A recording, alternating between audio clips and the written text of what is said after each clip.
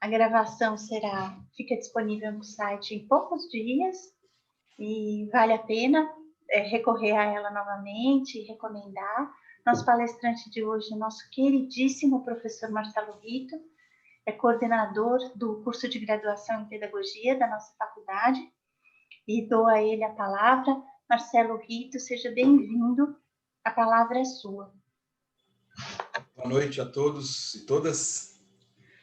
Muita alegria estar aqui para falar um pouquinho com vocês a respeito da nossa faculdade e fundamentalmente do nosso projeto pedagógico. Eu coloquei aqui na minha lousinha, né? Eu estava morrendo de saudade de uma lousa, né? Essa história da pandemia deixa a gente carente de giz, né? Então, eu consegui instalar uma lousinha aqui na minha sala, transformei minha sala num estúdio e estamos nessa.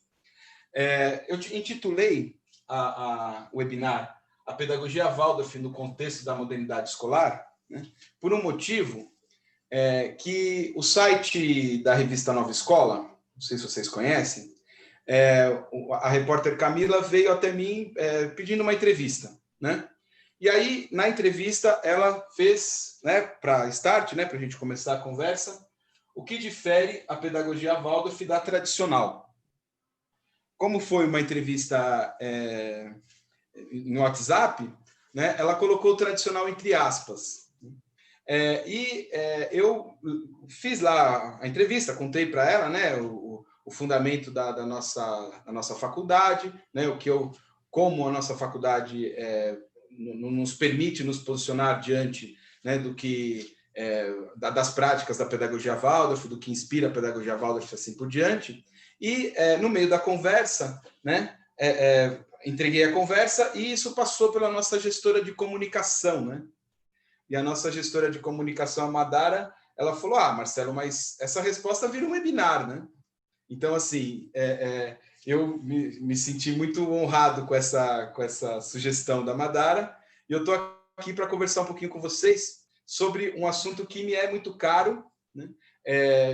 Eu vou me apresentar agora um pouco mais detidamente, profissional e academicamente, mas é um assunto que me é muito caro, porque eu acho que por aí, né, pode ser um caminho, né, de como a pedagogia Waldorf e os conhecimentos de pedagogia inspirados na filosofia do Steiner podem entrar, né, em diálogo, né, e entrar no contexto mais amplo, né, da pedagogia e do processo de pensamento moderno e, né, na continuidade das pesquisas, quem sabe até pós-moderno, eu vou falar um pouquinho com vocês sobre esses termos todos. Bom, eu sou Marcelo Rito, a minha formação em bacharelado é História, eu fui professor de História em ensino médio, ensino fundamental, desde 92, e até 2019 eu exerci essa função. Em 2006, eu tenho duas filhas que estudaram em escola Waldorf, e as duas, então, conforme o professor conforme o desenvolvimento, né, da criança vai acontecendo, o pai vai acompanhando, e eu, ligado à pedagogia, né, professor, ia cada vez mais me encantando com aquilo. A minha ex-mulher, a mãe das crianças, ela era professora de classe na escola Rudolf Steiner, ela ainda é professora de classe, então, assim, a nossa casa, né, respirava de alguma forma pedagogia e educação e muita prova em cima das estantes e muita conversa. Bom, e nesse contexto todo, então, em 2006, eu entrei para o curso de formação de professores Waldorf, mas concomitantemente, eu também entrei no mestrado da USP. Então, eu fiz mestrado e doutorado em educação na USP. E a perspectiva com a qual eu trabalhei, né, no mestrado e no doutorado, né, é uma perspectiva que me levou a pensar, né, os fundamentos científicos daquilo que o mundo, né, pós-século XIX trouxe para o universo, obviamente, da cultura ocidental, né? Assim, o caráter de cientificidade, né, atribuído ao ato pedagógico, né? Isso me atraía, né, no processo de estudo. Por quê? Porque existia uma constatação, pela minha parte, pela experiência, pelos textos, etc., de que esse tipo de relação entre escola e ciência, né, guardava uma potência muito grande, guarda uma potência muito grande, mas, ao mesmo tempo, também guarda um risco muito visível. E eu tentei, então, fazer uma pesquisa de mestrado e uma pesquisa de doutorado orientada nessa direção, né? Orientadas ambas nessa direção.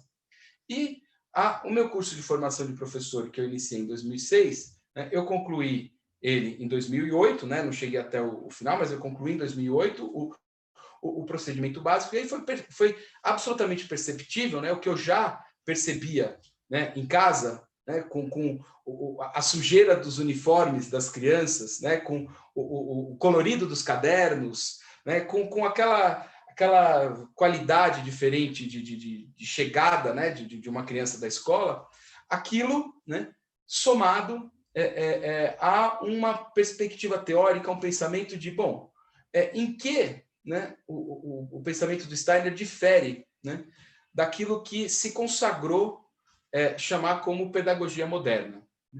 Então, de alguma maneira, era essa a minha procura, né? Era essa a minha busca.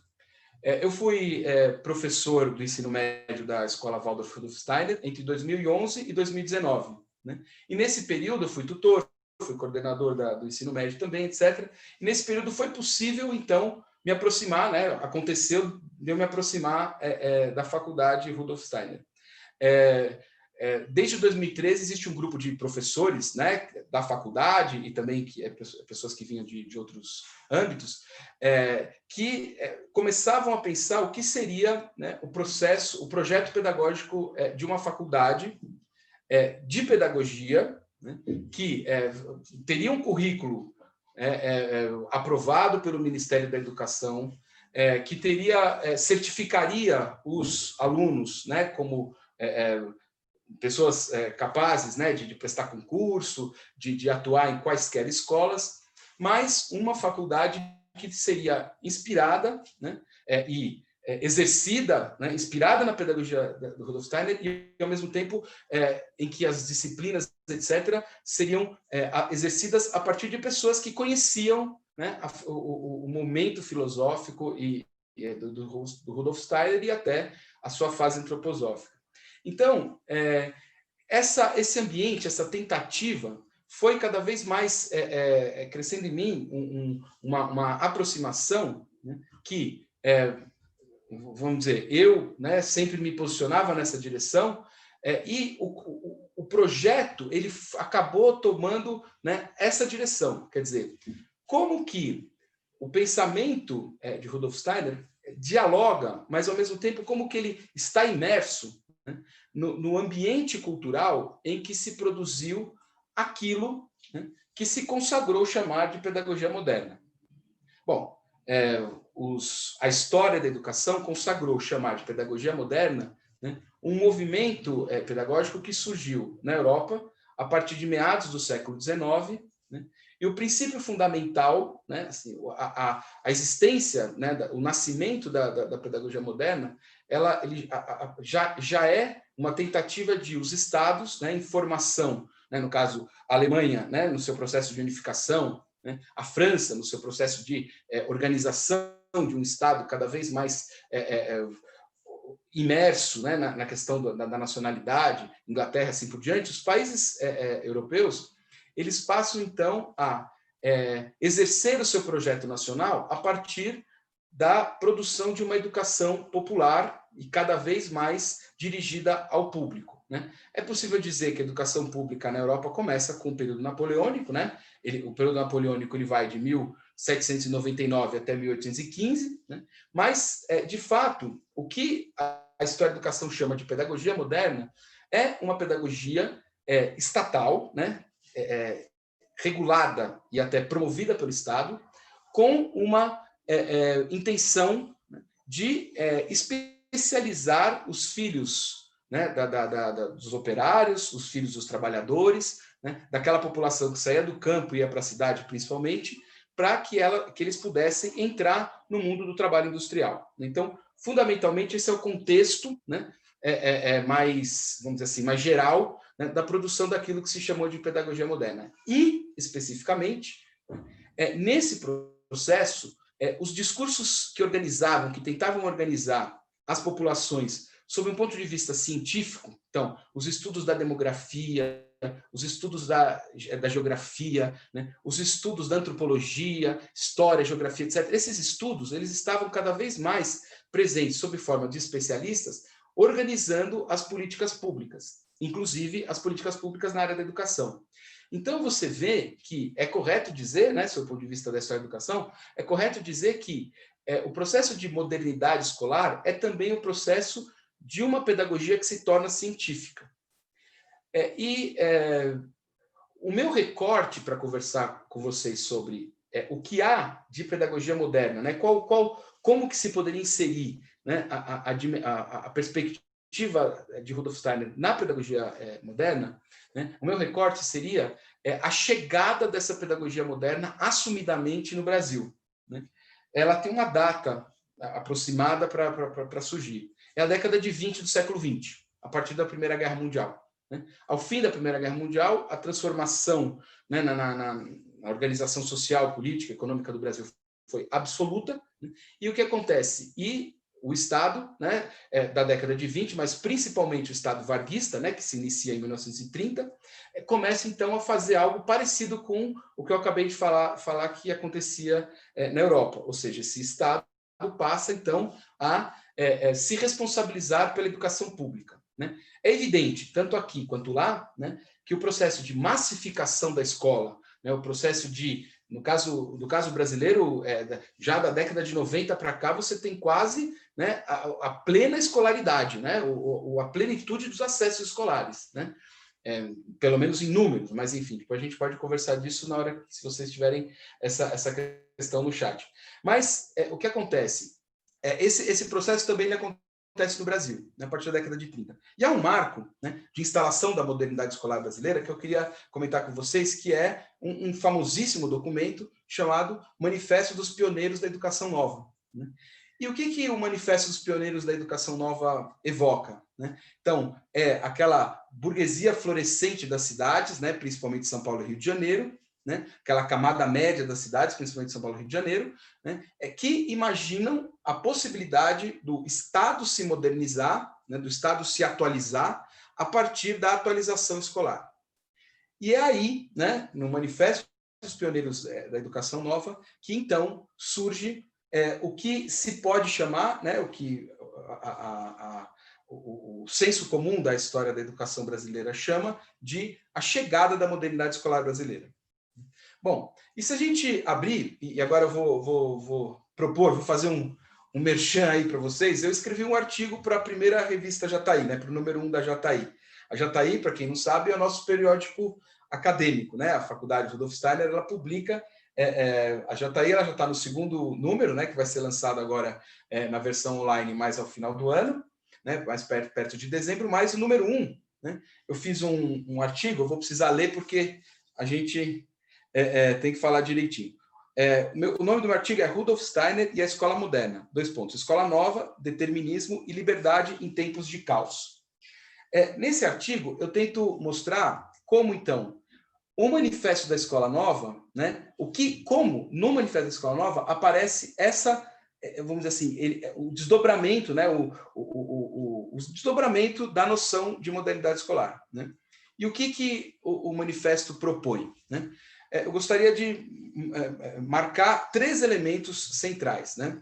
O primeiro é que, para que exista o Manifesto da Escola Nova, os pioneiros, para que exista uma escola moderna, uma escola atualizada, uma escola em dia, né, com os avanços tecnológicos da sociedade ocidental, né, quase uma fala mesmo, né, não digo que é literal, mas é bem próxima do manifesto, é necessário uma escola ativa, né, uma escola ativa que rompa com a escola tradicional baseada no verbalismo. O que seria uma escola ativa na concepção do Manifesto dos Pioneiros da Educação Nova? né? A escola ativa seria aquilo, né, que vários autores da época falam, que é a educação, uma escola que propõe uma educação de dentro para fora, né?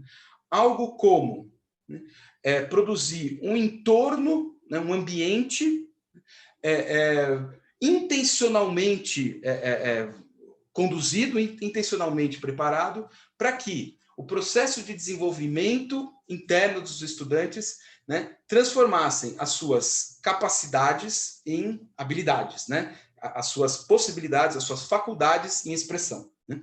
Então, esse seria o primeiro elemento, né, uma escola ativa, né? O segundo elemento, que eu acabei de mapear, mas ele conecta-se ao primeiro, né, que é a ideia de uma educação intencional. Mas qual seria essa dimensão intencional, né? Um ambiente cientificamente preparado, né, para que esse processo de dentro para fora, de aprendizagem de dentro para fora, se manifestasse, né? Acreditava-se, portanto, que uma escola ativa, né, em que o olhar científico, eu vou falar um pouquinho agora sobre a ciência que fala, mas daqui a pouquinho. Então, uma escola ativa em que o olhar científico organizaria, né, e estaria em direção, né, estaria ao lado desse desenvolvimento pessoal, ela necessariamente, né, nessa concepção, ela necessariamente permitiria que a expressão criativa, né, a expressão de diferenciação surgisse, né, a expressão crítica, esse é o termo, a expressão crítica surgisse e, necessariamente, os alunos que saíssem desse tipo de escola sairiam preparados para a vida numa sociedade progressista, ou seja, estaria na direção de uma vida que organizaria a sociedade, que estaria preparada para estar numa sociedade em progresso, né? Então, e aí, esses três elementos, né, eu mapeei só três, que eu acho que são elementos centrais, mas existem outros, mas esses três elementos, eles então estariam em oposição ao que a própria Escola Nova, né, o próprio discurso da Escola Nova produziu como educação tradicional. Então, uma escola ativa contra uma escola verbalista, né? Uma escola intencional contra uma escola baseada no empirismo, baseada na experiência, né? E, por fim, uma escola progressista, né? Uma escola promotora de uma sociedade progressista, e, por outro lado, né, contra, né, para superar uma escola voltada para a conservação. Então, o que acontece? De um lado, a ciência, né, e do outro lado, a tradição. Então, seria isso que seria, então, o núcleo, né, absolutamente visível, né, absolutamente quase incontestável, estou falando quase assim, algo que é consensual na história da educação, né, que seria o núcleo, então, do que se chamaria de escola moderna. No entanto, o desdobramento histórico e a execução prática dessa perspectiva moderna, principalmente essa, no caso brasileiro, né, no caso brasileiro, e principalmente essa vinculada a um Estado, que no caso brasileiro também, né, entre 1930 e 1945, é um Estado que adquire o perfil autoritário, né, a ponto do Estado Novo de 37 e 45 ser mesmo uma ditadura, né? Então, essa perspectiva ela vai se entranhando, né, nos mecanismos de organização da escola brasileira, né? E para garantir essa cientificidade, né, que é o elemento do meio, então, ativa, intencional e progressista, para garantir essa cientificidade, ela vai adquirindo cada vez mais um tom de psicotécnica. O que significaria isso? Significaria que o Estado, né, promoveria ações, né, de quantificação, né, do rendimento escolar, né? Existe um nome, né, que está inserido completamente nesse processo, que é o nome de Lourenço Filho, né? Manuel Bergson Lourenço Filho, né? Ele é um reformador da educação brasileira, né, que procedeu, na década de 20, a reforma no estado do Ceará, né? E depois ele foi, então, incorporado pelo Estado varguista, né? E ele conduziu, né, o processo da escola, o período da Escola Nova toda, né, ele foi um dos principais reformadores, né, ao lado do ministro Capanema, né, que era um outro nome iminente. Mas é nesse momento, né, e assim, agora, uma coisa que a gente sempre... É nesse momento que surgem nomes de rua para todo lado, né? Frânio Peixoto, Fernando de Azevedo. A Cecília Meirelles, literata, ela assina, né, o Manifesto dos Pioneiros da Escola Nova. Enfim, esse momento, né, de modernidade. E o que acontece? E então, essa atividade, essa cientificidade e esse progressismo, ele chega na escola com essa ideia, né? O Lourenço Filho, eu falei tanto dele, por quê? Porque ele é o personagem que traz para o Brasil a psicologia experimental, né? A iminência do Lourenço Filho é ter produzido um famoso, né, teste chamado Testes ABC para Maturidade para Alfabetização, ou seja, para medir, né, então um teste, né, não exatamente no modelo do teste do QI, mas no contexto do teste do QI, né? O teste Pierre-Simon, ele chega no Brasil também, né? Nesse processo. E o que acontece? O teste que avalia, né, o coeficiente de inteligência, ele chega nesse momento, e aí o que acontece? O Lourenço Filho, ele produz, então, essa ideia, quer dizer, nós aplicaremos um método, né, um modelo, para quantificar a capacidade, a disposição, né, a prontidão, que a gente chamaria, a maturidade escolar para a alfabetização. Né? Então, esse é só um exemplo, né, de em que direção caminhou a educação moderna brasileira. E, assim, a educação moderna brasileira tem uma matriz forte na educação norte-americana, né, que, então, foi, de alguma maneira, uma conexão, né, com esse elemento, e que chega na década de 50, né, com o famoso tecnicismo, né, em que, então, a medida do aprendizado era dada pela efetividade e pelo rendimento. Né? Então, o que acontece? Nós temos uma matriz, a escola moderna nasce, né, numa concepção, né, e ela se desdobra ao longo da sua história, né, da sua institucionalização estatal, né, da necessidade de ganhar, né, adeptos e se massificar continuamente. Né? No caso brasileiro, é o processo de massificação da década de 70, né, na época do regime militar. Então, ela vai adquirindo esse perfil tecnicista, esse perfil de relação entre rendimento e eficiência. Bom, se nós pensarmos, né, uma coincidência histórica, né, como coincidência, né, Ana Paula, o acaso pode pensar quem quiser, né, mas enfim, se nós pensarmos um momento, né, um ponto de contato histórico, 1919, exatamente o ano em que o Rudolf Steiner, na Alemanha, resolve então, né, fundar a primeira escola, né, inspirada naquilo que ele estava pensando a respeito de ciência, a respeito de arte, a respeito de agricultura e a respeito de pedagogia.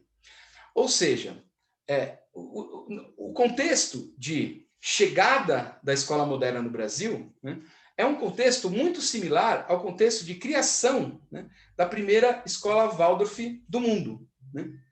O que acontece?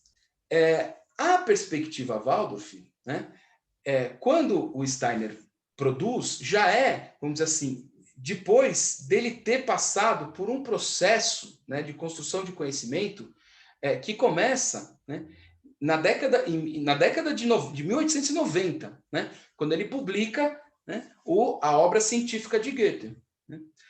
O Steiner, então, tem esse momento, né, entre as 4 primeiras obras dele, né, a obra científica de Goethe, Método Cognitivo de Goethe, Verdade e Ciência e Filosofia da Liberdade, né? 1896 é a publicação do Filosofia da Liberdade. Então, essa primeira fase, né, que eu vou chamar de fase filosófica do Steiner, né, é a fase que produz, né, alguma coisa que seria, então, a base, né, para que, né, então, ele tem essa fase, depois ele entra no momento em que ele vai estudar a filosofia mística, né, o cristianismo como fato místico, sem deixar de dizer que ele tem, né, o quinto momento, a quinta obra dele é uma obra sobre Goethe, né, ele chega no momento esotérico e, em 1919, né, a sensação, né, de caos produzido, né, pelo fim da Primeira Guerra Mundial, né, faz com que ele, então, pense na possibilidade de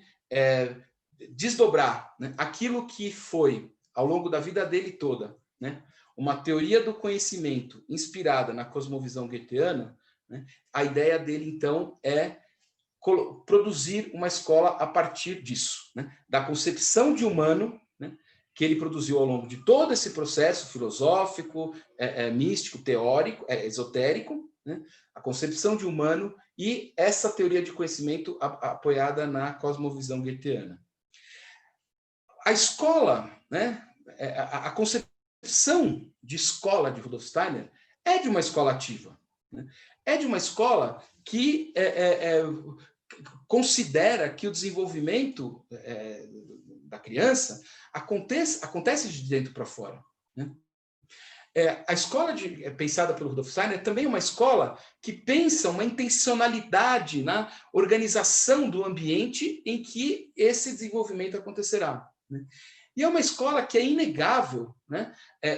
A fundamentação, né, da pedagogia do Steiner está toda produzida num livro chamado Pontos Centrais da Questão Social. Qual que é o ponto cerne da questão social? É a questão da educação, né? O que acontece? Ela necessariamente, então, essa criança, né, essa criança jovem que sai dessa escola, nesse tipo de formação, ele necessariamente ele se embate com o mundo no sentido de criar, né, de modificar, né? Então, seria possível também dizer que uma sociedade progressista. Então, a mesma escola ativa, intencionalmente produzida, né, orientada para o desenvolvimento, e promotora de uma sociedade progressista, que a gente vê na pedagogia moderna, quando ela nasce, né, a gente vê também na pedagogia de Steiner, né? O que eu vou dizer aqui assim, título de hipótese, não é opinião, é uma espécie de hipótese a respeito de, bom, então qual é a questão que difere, né, a pedagogia moderna, né, que se institucionaliza e que chega numa carga de tecnicismo, né, a ponto de não conseguir se afastar da ideia de rendimento, efetividade, né, em que um fenômeno, né, que me é muito caro, né, de estudo, que é a associação entre dificuldade de aprendizado e déficit, né, cerebral, né? Isso, para mim, vamos dizer assim, é o lugar onde acaba chegando, né, esse tipo de escola cientificamente orientada que é a escola moderna, né? E, na minha perspectiva, né, qual é, então, o risco, vamos imaginar, desse tipo de educação? Seria, então, chegar à medicalização do aprendizado, né? Tomar o aprendizado como um elemento puramente cerebral, né? E aí, portanto, controlável, né? Modificável, né? De um modo tecnicista, e, por outro lado, né? Qual uma potência, né, possível, né, para a pedagogia moderna? Ativa, intencional e progressista. A perspectiva do Steiner nos faz pensar um pouco a respeito disso, né? Como eu falei, a filosofia do Steiner ela se monta a partir de uma cosmovisão que ele se encanta, né, com o eminente literário, né, um dos mais importantes autores, né, do século XVIII europeu, né, que é Goethe. Goethe foi um autor que teve uma obra absolutamente gigantesca no campo da literatura, né, do teatro, né, Fausto, né, uma grande tragédia do cientista inconformado, né, do cientista inconformado, né, do cientista lamentoso, lamurioso, melancólico, pronto. Ele, né, então ele é conhecido por isso, mas também ele é conhecido por uma obra científica muito extensa, né? Durante toda a vida literária do Goethe, ele estudou ciência também, né? E o Steiner, novo, né, logo no começo da sua formação, ele é chamado para compilar as obras científicas de Goethe. O que acontece? A se fazer, né, uma enciclopédia um verbete da enciclopédia seria o Goethe, e o Steiner, então, foi convidado para fazer a introdução para os escritos científicos do Goethe. Goethe, então, produziu no campo da botânica, produziu no campo da teoria das cores, no campo da geologia, no campo da meteorologia, né? Ele produziu obras, né, que discutiram com o seu tempo nesse campo. E o Steiner, ele se inquieta, né, no estudo, ele se embate com duas questões. Né? Primeira questão assim, bom, como que um grande artista, né, produziu ciência a vida inteira, né, e a produção científica dele não teve marco, não ficou, não se sustentou, né, não se tornou base para outra produção científica. E a segunda coisa é assim, bom, o que eu posso ver no Goethe, né, que faz com que ele, ao longo da vida toda dele, sendo artista, se manteve na ciência. Eu estou falando de um autor que escreveu a sua obra maior, vamos falar assim, no campo da filosofia pelo menos, né, Filosofia da Liberdade, Steiner, em 1896. Em 1896, a arte era do campo da sensibilidade, né, e a ciência era do campo da reflexão, da lógica, né, do pensamento racional.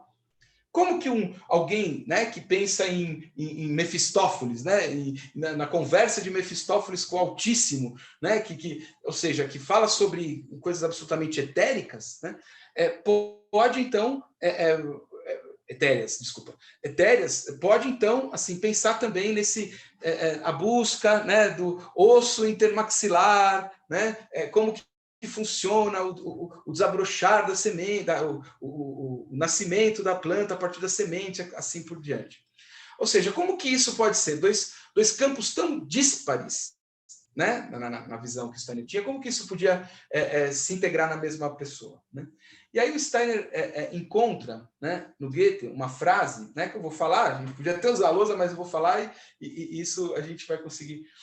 Uma frase que talvez resolva isso, né, e de alguma maneira vai encaminhando a gente a entender, né, essa presença do Steiner na educação moderna e, ao mesmo tempo, essa possibilidade, né, de transformação dessa própria educação moderna a partir desse pensamento que eu vou falar agora. O Goethe, ele falava assim, quando eu estou diante do mundo, da natureza, né, a natureza se apresenta, as leis da natureza, né, eu reconheço que existem leis da natureza. Né, e as leis da natureza, elas se apresentam a mim, ao meu espírito, como enigmas. Né? E a decifração desse enigma, né, a produção de uma possibilidade, né, de explicação dessas leis da natureza, né, de alguma maneira, me obriga, né, a buscar qual é a essência daquele ser, a essência daquela planta, a essência daquele objeto com a qual eu olho. E o reconhecimento da essência do que eu vejo no mundo, né, se revela, se espelha em mim, né, com o reconhecimento da minha própria essência. Então, de alguma maneira, né, o humano, ele se humaniza, ele se torna humano, ele realiza o seu devir humano, ele realiza o seu vir a ser humano no processo de conhecimento do mundo. A frase do Goethe é: enquanto a arte traz o problema, a ciência traz o teorema. Ou seja, aquilo que eu vejo no mundo e que desperta a minha curiosidade, meu gosto, minha aversão, etc. e tal, né? O artista, ele pode ser capaz de materializar no objeto artístico. Essa experiência, vamos falar, anímica que o artista tem diante de um fenômeno do mundo, ele pode manifestar no objeto artístico, né? O Goethe, ele se encantou completamente com as obras que ele viu, né, a primeira vez que ele visitou Roma, né? As obras dos antigos gregos, ou mesmo dos artistas do Renascimento. E aí o que acontece? Ele falou, quem é esse humano? Né? Que humano é esse? Que humano produziu esse humano? Né? Quem é o artista? E, ao mesmo tempo, ele fala, o cientista ele faz algo parecido quando ele produz uma tentativa de explicação de algum fenômeno do mundo. Né? Há, portanto, uma dimensão criativa no campo da ciência. Uma dimensão criativa de expressão da sua mais profunda, do seu mais profundo reconhecimento de que Do mesmo jeito que, por algum motivo, né, o mundo foi criado por alguma força, né, que transcende a compreensão humana, né, eu posso criar, a partir da minha relação íntima com o mundo, né, uma tentativa de explicação para o mundo. Então, na verdade, uma possibilidade de pensar, né, essa teoria do conhecimento que o Steiner traz, que o Steiner produz a partir dessa cosmovisão de Goethe, a gente poderia pensar o seguinte: o ato cognitivo, né, é o momento em que o humano experimenta o divino em si. E aí, nas palavras do próprio Goethe, o humano se torna uma espécie de co-criador do mundo. A pedagogia Waldorf, ela é totalmente organizada nesse princípio. Exagerei? Totalmente organizada nesse princípio? Acho que não. O que acontece? O professor, né, diante do seu aluno, no ato educativo, né, ele vê o seu aluno, e o seu aluno, a possibilidade, né, a potência de desenvolvimento interno, né, o ensino de dentro para o despertar de dentro para fora, o professor ele estabelece uma relação íntima com aquele aluno. E ele consegue, né, se ele assumir a condição de co-criador daquele processo, né, ele consegue educar a individualidade, né, a partir da crença de que aquela individualidade expressa uma unicidade, né, em desenvolvimento. Então, o que acontece? Esse tipo de concepção, né, quando ele entra naquele tipo de escola, né, organizado, daquele modelo que eu acabei de tentar descrever, né, que veio da pedagogia moderna, né, que é uma tentativa de produzir seres. Eu estou falando agora da pedagogia do Lourenço Filho, dos manifestos dos pioneiros da Escola Nova. Estou falando dessa pedagogia moderna. Produzir seres que, diante do mundo, são capazes de criar as suas próprias soluções para o mundo. Esse é o princípio da crítica kantiana que orienta essa pedagogia que chega ao Brasil com o nome de moderna.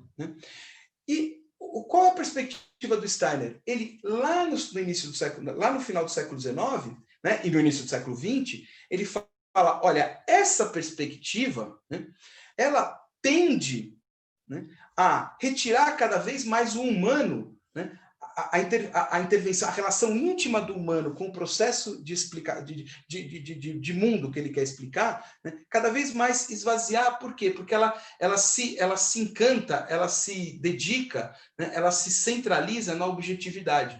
Né?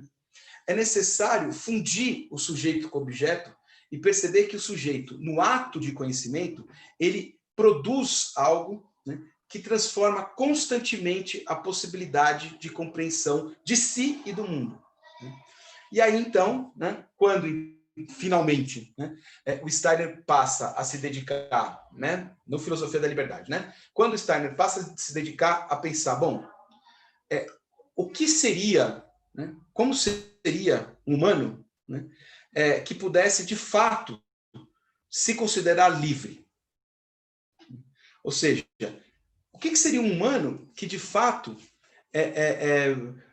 pudesse dizer que os seus pensamentos, que as suas ideias, né, que a sua relação com o mundo não fosse determinado por nada que ele não tivesse plena consciência?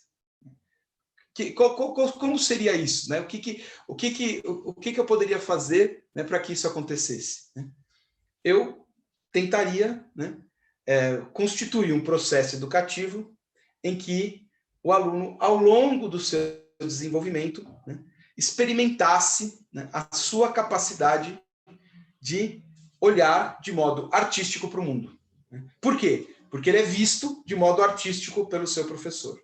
E o que significa um professor ver um aluno de modo artístico? Ver um aluno a partir de como ele, professor, pode criar, né, pode transformar aquela realidade que chega até ele, né, na realidade desejável do que deveria ser o humano, né?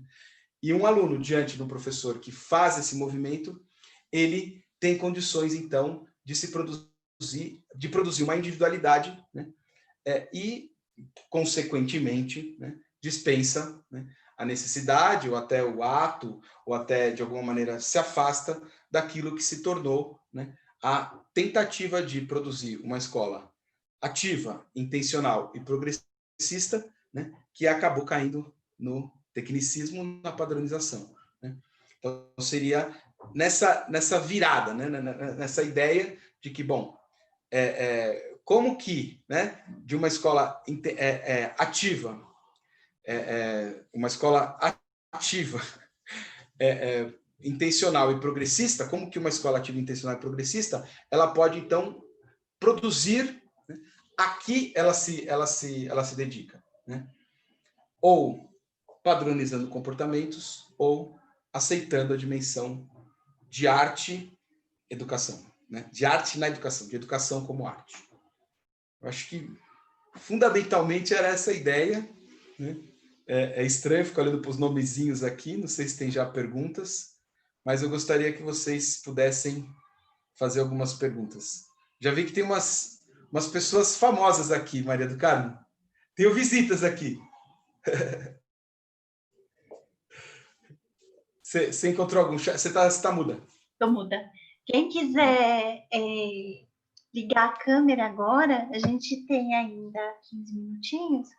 Eu acho que é possível a gente ligar a câmera e fazer as perguntas diretamente ao Marcelo, que é tão mais agradável. Está num número muito bom de pessoas. Alguém gostaria de fazer uma pergunta?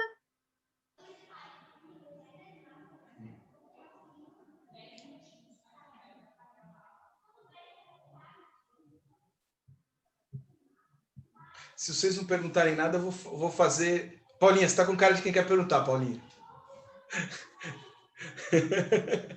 Não, se vocês não vão perguntar nada, eu vou falar uma coisa. Ou seja, a continuação daquilo que a jornalista me perguntou. Será que cabe? Com certeza, Marcelo. Ninguém mais tem pergunta? Então, eu vou fazer. Tem um chat aqui, vamos ver. Tem nada no chat? Estou elaborando. Tá bom, Paulinha, elabora. Bom, o que acontece? A jornalista, né? A jornalista, ela me perguntou a respeito, então, dessa relação entre pedagogia Waldorf e a pedagogia tradicional, e eu aproveitei para pensar tudo isso, etc., e fazer essa apresentação para vocês, né? Espero que tenha sido, sei lá, clara, ou que tenha sido possível localizar alguma coisa. E nesse contexto, né, então, como que se produz uma faculdade, né, de pedagogia, né, considerando isso, né? O que acontece? Ao longo do processo do que eu fui falando, né, eu acho que ficou claro, né, toda hora que eu dizia assim, a potência e o risco, né, é olhar, né, o processo de ensinar um professor, né, mostrando para eles, olha, para o professor, né, olha, as teorias, né, elas quando nascem, as teorias pedagógicas, quando elas nascem com a sua potência, elas nascem com a sua diferença, né? Elas cumprem determinadas, elas respondem a determinados problemas de época, né? Mas assim, obviamente, conforme elas vão então existindo, né, essa potência, né, começam a aparecer os riscos, né? E aí assim, o tempo todo voltar, né, ao que seria, vamos dizer assim, a vocação, né, das diferentes teorias, né? Então, na faculdade Rudolf Steiner, no processo de graduação da faculdade Rudolf Steiner, a gente, o tempo todo, né, marca essa ideia, né, de que, bom, se o pensamento do Steiner, né, faz algum sentido, ele precisa ser colocado em... eu estou tentando a palavra diálogo, porque é a palavra mais... repetida por a gente. Estou tentando outra palavra, né? Assim, em nível, né? Em diálogo com esses outros autores, né? Então, assim, se eu reconheço o processo de desenvolvimento, né, que o Steiner propõe, né, e olho o processo de desenvolvimento do Piaget, né, eu não vou fazer assim, olha como Steiner estava certo, o Piaget também falou isso. todo mundo estuda Piaget, ninguém estuda Steiner. Mas o Steiner estava certo. O Piaget falou igual, não é exatamente assim. Né? Olha, qual é a ideia? Né? Qual foi a questão, né, que o Steiner trouxe, que o Piaget trouxe para o mundo? Né? No cerne dela, né, você consegue perceber, né, uma possibilidade para a escola, para a educação. Né? E aí, assim, a gente tem alunos, né, que falam o seguinte: olha, eu estou aqui nessa escola, né, para aprender como funciona, né, o pensamento do Steiner, para poder não usar. Né? Para poder levar para uma escola de outro perfil, de outro matiz, etc., e assim, aplicar e atuar com propriedade, né? Aplicar com propriedade o ato educativo. Né? Eu acho que é isso que está cada vez mais se formando. Né? Ou seja, e se, né, o Steiner, então, ele entrasse no fluxo, né? É aí que eu queria falar, nem diálogos, entrasse no fluxo do pensamento moderno. Né? Qual seria a contribuição dele? Qual seria a diferença que ele produziria? Acho que é um pouco por aí. Não temos ainda perguntas? Marcelo. Ó, tem uma pergunta aqui, de uma moça chamada Ana Luísa Bittencourt. Ana Luísa, Marcelo, como essa nova realidade das videoaulas afeta as aulas concebidas pela pedagogia Waldorf? Então, eu sei que os pequenos, né, os mais novos, né, assim, tem uma situação completamente diferente dos mais velhos, né? Mas pegar essa ideia, né, e tentar colocar ela no interior da conversa toda que eu acabei de dizer, né? O que acontece? A tecnologia, né, o processo tecnológico, né, ele é algo que é absoluta expressão da capacidade humana de criação.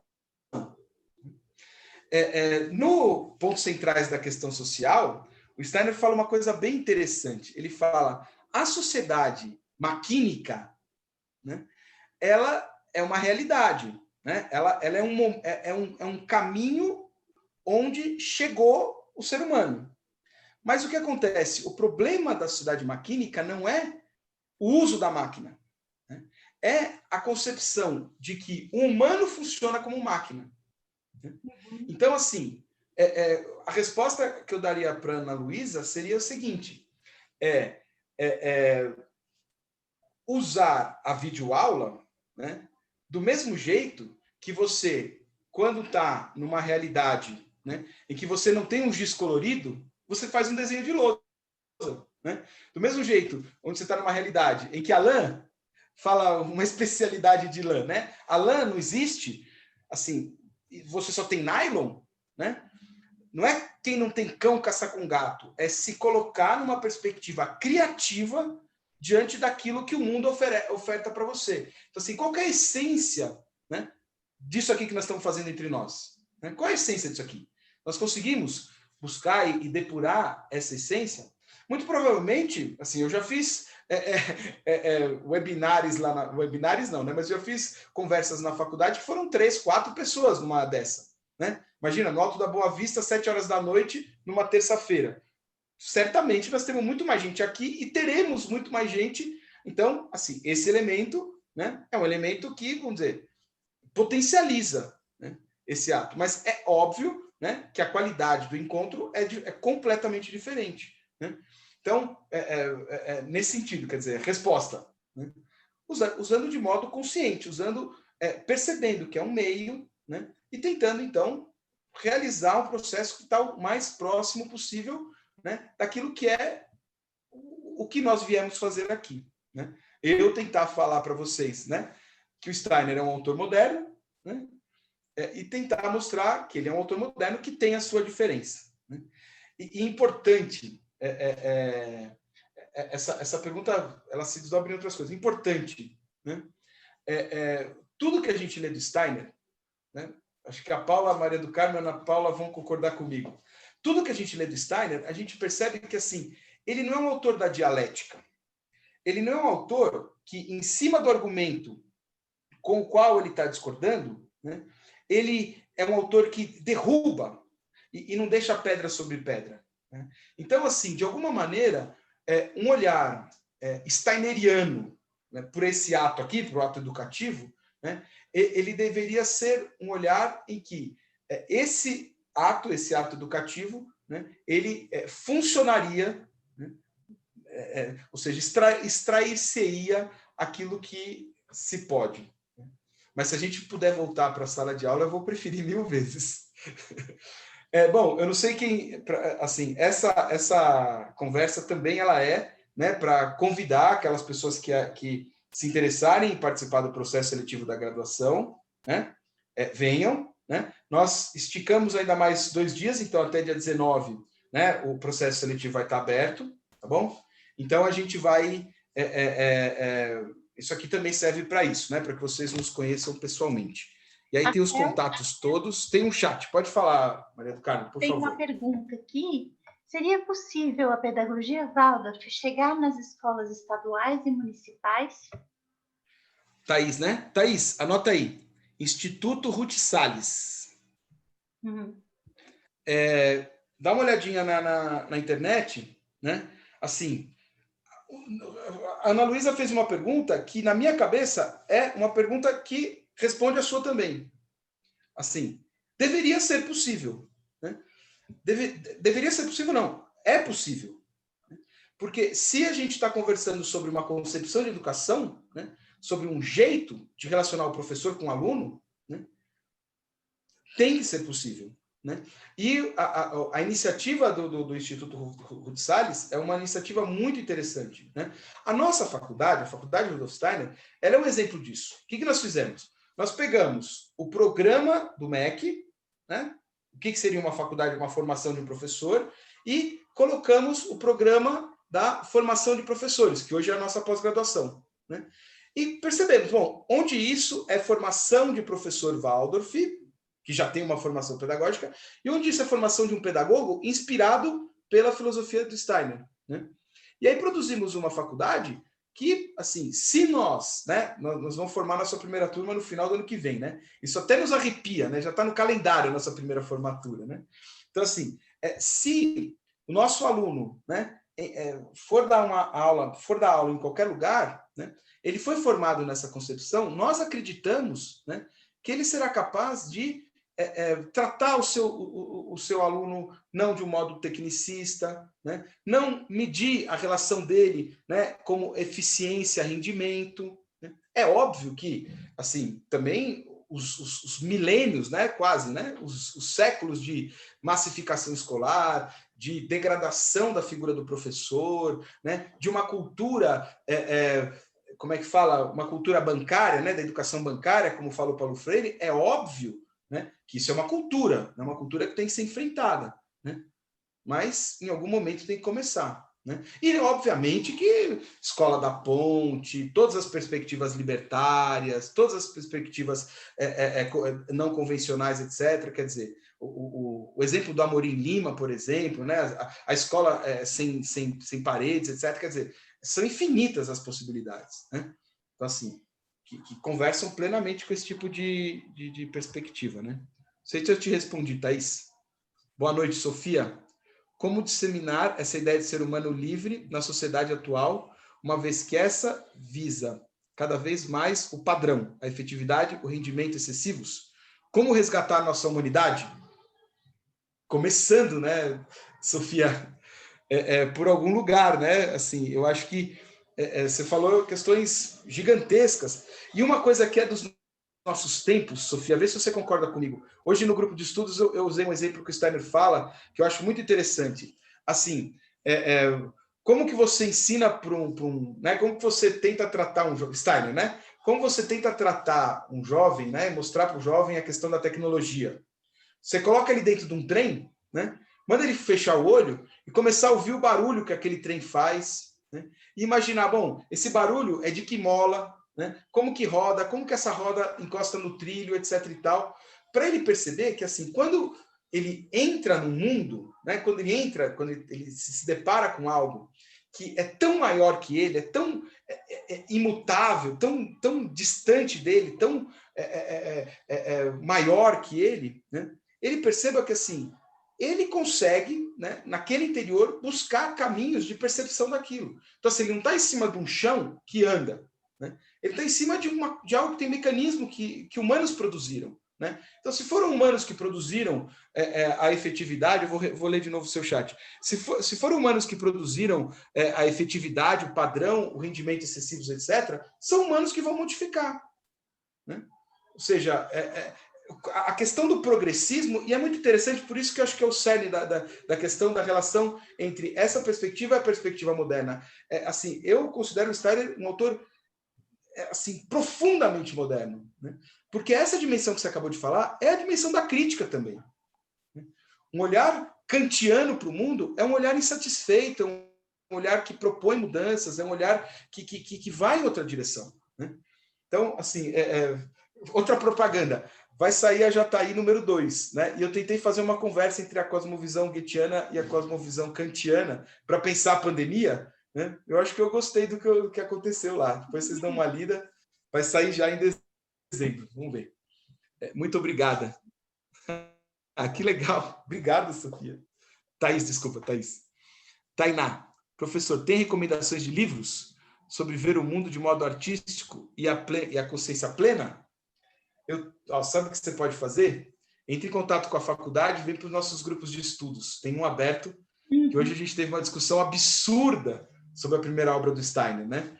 Assim, fundamentalmente é isso, né? A resposta é essa. Mas existe uma educação para a liberdade, né? Que você se aproxima disso, né? Eu acho que, assim, de cabeça agora, anota aí, Educação para a Liberdade. Eu acho que é por aí. Valeu, Sofia. Aragão! Ah, tá. Elas estão apagadas, eu pelo nome. Poxa vida, Sofia, é você mesmo? Aragão. Ah, que demais. Saudades. Bom, eu acho que é por aí. 8h02, Dona Maria do Carmo. Muito bom, muito bom. Marcelo, muito bom, muito elucidativo. Eu te agradeço imensamente. Se alguém não tiver, se alguém tiver mais alguma questão, agora é a hora. Tem os agradecimentos aqui. Muito obrigada, professor. Excelente webinar. Às vezes tem um pouco de silêncio, Marcelo, porque é tão interessante, faz a gente pensar muito, sabe?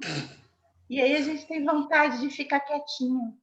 Mas foi muito bom te ouvir. Eu agradeço a participação de todos. Continuamos aqui no chat com os agradecimentos a você. Daqui a 2 ou 3 dias a gravação estará no site. E boa noite a todos. Muito obrigado, viu? Boa noite. Tchau, tchau.